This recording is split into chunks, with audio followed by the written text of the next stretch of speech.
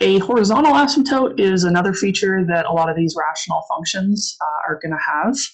So this is a feature on a graph where basically the curve starts to get flatter and flatter and basically be almost completely horizontal, almost as if it's like constant at some point. So here's just two examples of fairly simple graphs that have horizontal asymptotes. We can see the first one, we just have this one horizontal dotted line, and on both the left side and the right side, we can see that the curve sort of flattens out and gets closer and closer to that horizontal. And again, the red dotted line is not part of the actual function, it's just a guide for how we draw the function. And the one on the right, we actually have two horizontal asymptotes. There's one on the left and then a different height on the right. This is a possibility, and if you take calculus, you'll see some more like this. This one on the left here is more in line with what our rational functions are going to look like. So rational functions will only have one horizontal asymptote.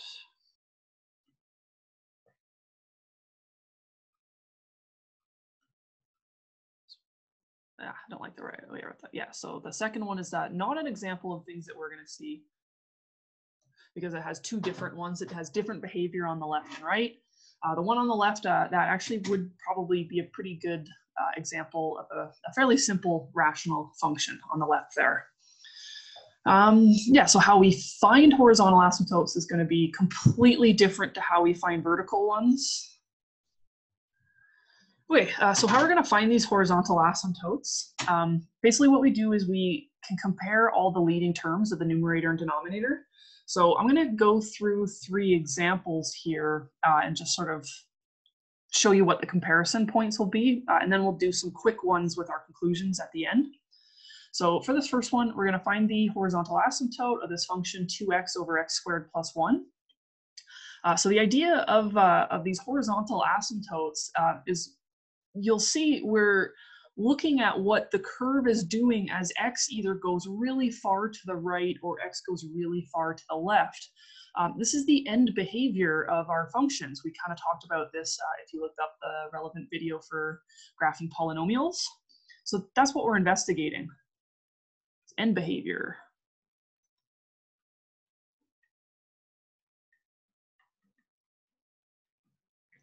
So that's either x going to infinity or x going to negative infinity.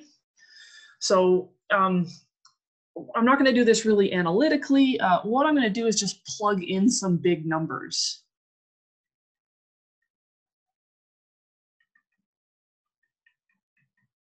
Positive and negative numbers. So let's say, yeah, let's plug in, I guess I'll just do another table of values here. X and then f of x. 10 is pretty big, and then we'll just try like 100 and 1,000, and we will investigate what f of x is going to be doing if I plug those into the function. And again, this is also something you'll see if you're taking calculus. I'm basically looking at what's called limits. The idea is here, if I actually try to plug in this number like infinity, I'd have a very large number on the top divided by a very large number on the bottom. And that's not really enough to make any conclusion. We don't know, all I'm saying is the numbers are large. We need a way to compare their largeness. So we're gonna plug these in. I probably need to run and grab a calculator. All right, yeah, so I've grabbed my calculator. I just worked out like what I can see from plugging it in, just plugging in the 10 for the x's. I'm going to get some decimal numbers here so we can have some comparisons. 20 over 101 is about 0.198. And so over here, it'll be just the negative of that. So you'll see it's exactly the negative. 200 divided by 100 squared plus 1 is approximately 0.019998. And so this one on the right will just be the negative of that. And then finally, the last one, you'll notice that there's some similarities with the numbers we're showing up, but the big thing that you'll see is that it's smaller than the first one.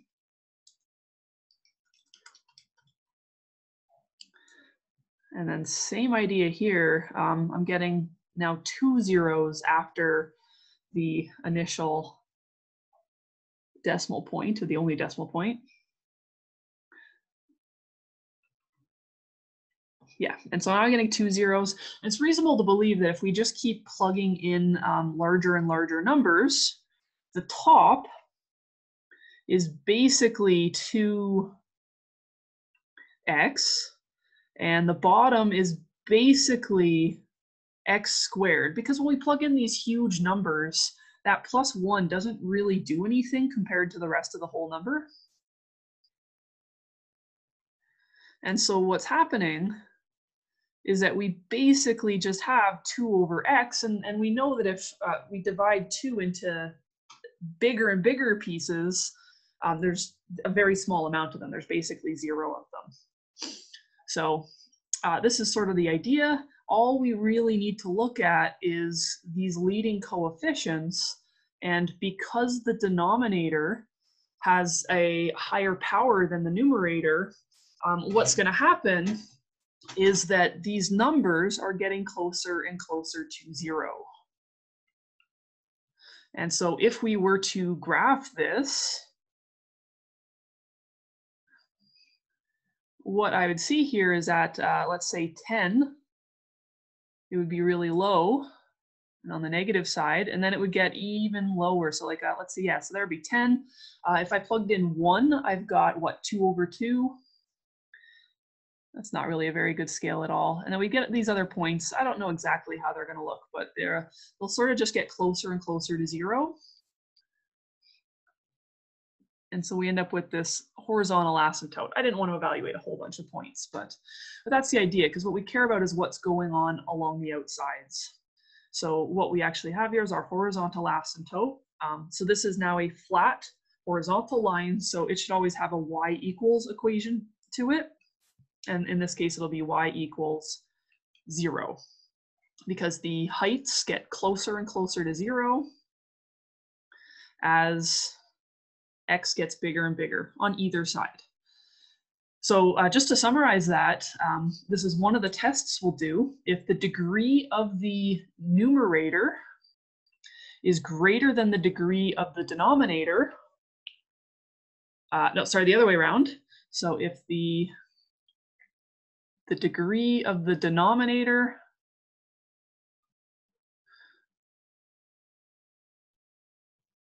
is greater than the degree, I'm going to move that over so I can fit it into one line.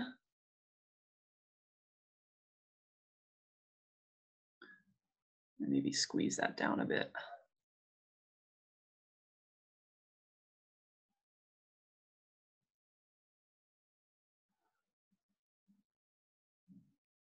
Yeah, so if the degree of the bottom is bigger than the degree of the numerator,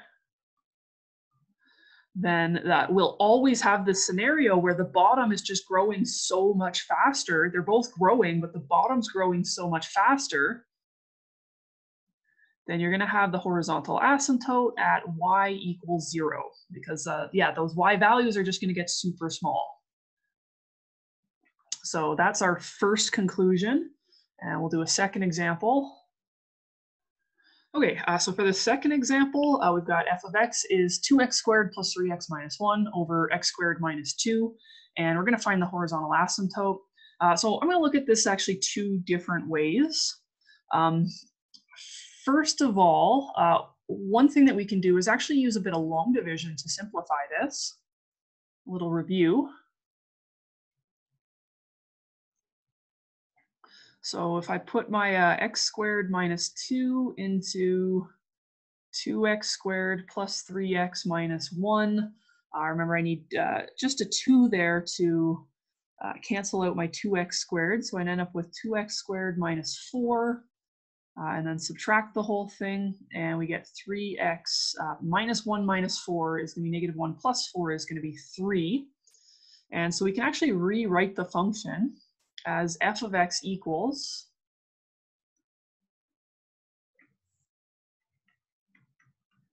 and so the 2 comes out cleanly plus 2x squared plus 3x minus 1 over x squared minus 2.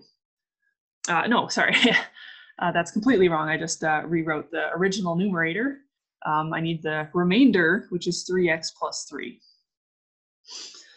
And so if we were looking at just the graph of this thing here, so this actually falls under the previous example. The graph y equals 3x plus 3 over x squared minus 2, that's going to have a horizontal asymptote at y equals 0 because the numerator grows faster, the numerator grows more slowly than the denominator. The denominator is a bigger polynomial. So that's going to look something like this. I don't really know what it's going to look like. It might have some vertical asymptote, so maybe something like this, with our horizontal asymptote at y equals 0. But now what we have is a 2 plus. So this is now going to give us a vertical shift up by 2. Tying it back to transformations as well. So it's going to actually push my graph up by 2. And so now instead of a horizontal asymptote at y equals 0, it's actually going to have one at y equals 2.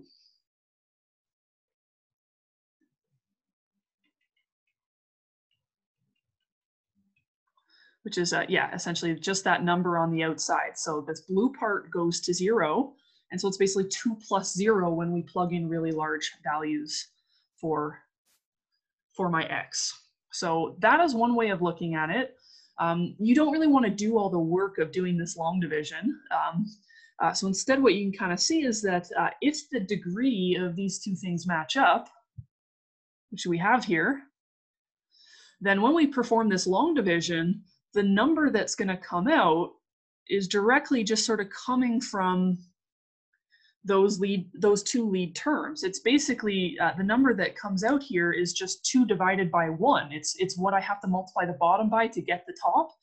It's the top divided by the bottom. So that's one explanation for the technique that we're going to use. And I'll give you another explanation that is maybe a bit more palatable and doesn't make you need to think about all this, but this was a nice recap of a few different topics we've seen. But in general, if the degree of the, I'm just gonna, there's no copy paste, I can't cheat like that. If the degree of the denominator is equal to the degree of the numerator, then the horizontal asymptote is going to be at y equals, and it's going to be the leading coefficient of the top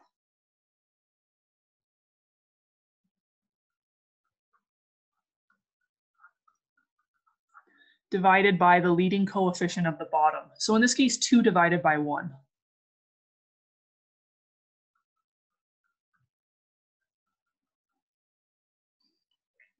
And another explanation for why we might do it that way would be, again, just kind of thinking of like the large number approach.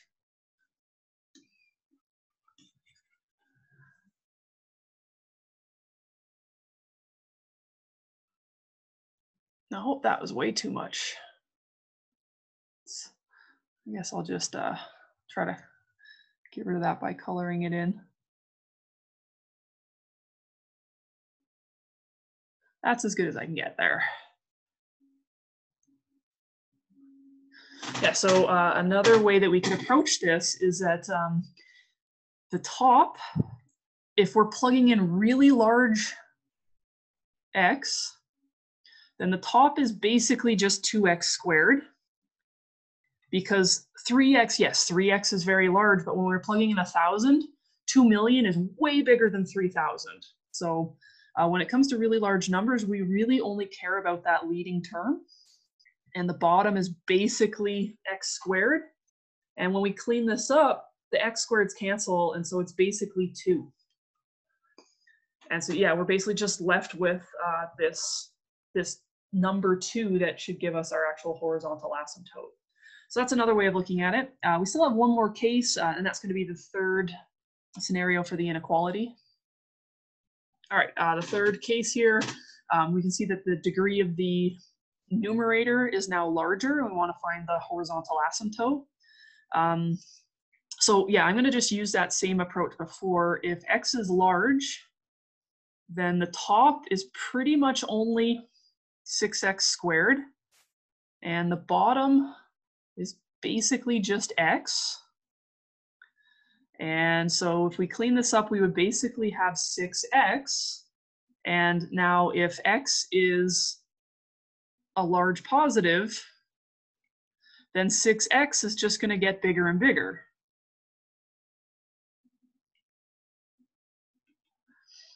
If x is a large negative, I don't want to say that 6x gets smaller and smaller, because small usually means close to 0. Then 6x is going to become a bigger and bigger negative.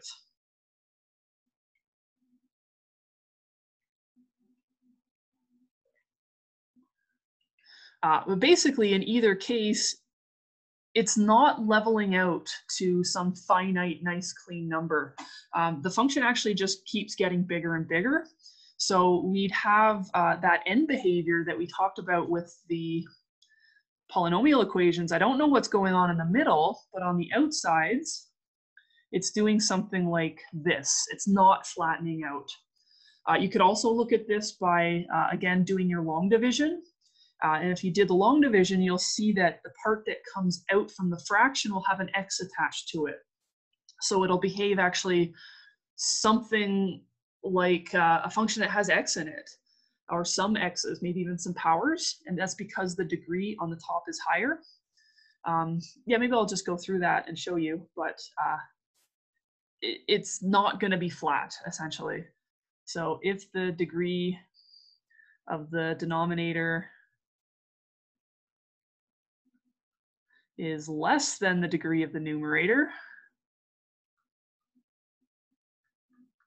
then what we get, there's no flat section, then there's no horizontal asymptote.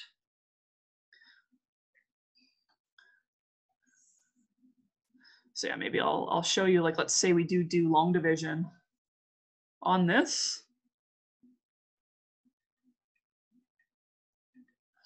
We would have x minus 3 coming out of 6x squared minus 2x plus 1. So I get my 6x because I need some x's in there to do that match. I get 6x squared minus 18x. Subtract to have 16x plus 1. It's kind of ugly. I'll get a plus 16 there. Yee. So 16x minus 48. And that would leave me with 49. So my f of x would be 6x plus 16, and then plus 49 over x minus 3. And so this portion here, just kind of as x becomes really large, this gets very, very close to 0. And so the graph of my function is going to look a lot like this, this line, actually. If we wanted to go in more detail, I could start talking about what's called an oblique asymptote, and that would be sort of, it would actually be exactly this 6x plus 16. It's where the outsides of the graph start to look like a slanted linear equation. You don't usually ever see that in any courses later on, so it's a bit of work to go through, but it's technically what I just did here. The important thing from this, though, is that this 6x plus 16 is going to go to plus or minus infinity as the x's get larger and larger, so it's not flat. That's what we want to take from that. So yeah, we'll just do some quick questions now, just using these conclusions instead of all this logic that I threw in the background, and it should be really fast. All right, so we're gonna just find the horizontal asymptotes of these 3 examples here. So I just get to use those results on the right. I'm not gonna go through all the logic. So for this first one, what we do is that comparison of the degree. So I can see here that I've got actually the same degree on the top and bottom. So I'm going to use the second case. And so my horizontal asymptote is going to be the lead coefficient of the top divided by the lead coefficient of the bottom. So it's going to be y equals 3/4. Fast, easy. Okay, for B, let's use a different color. Here, I've got the degree on the top is 4 and the degree on the bottom is 2. So the denominator has a smaller degree. Yeah, so that would be the third case. And so that tells me the top is growing faster and faster. My conclusion then is no horizontal asymptote for this one. And then the third case, you might guess, the degree on the top is 2 and the degree on the bottom is 3. So the degree of the denominator is larger. And so I don't have to really do much here. The horizontal asymptote is going to be at y equals 0. And so, yeah, that's, if you remember these tests, it's super, super fast. I do think it's worthwhile to understand where the tests are coming from because that will help you remember them. For this course, you don't really have to have much memorized. Everything's going to be open book, but probably if you are taking calculus, at some point the world's going to make you take a test in person again. And I really don't recommend learning calculus by memorizing things because everything comes from something fairly logical. So it's really good to understand that background logic. All right. Yeah, so that's your horizontal asymptotes. A lot of information, but some really quick results.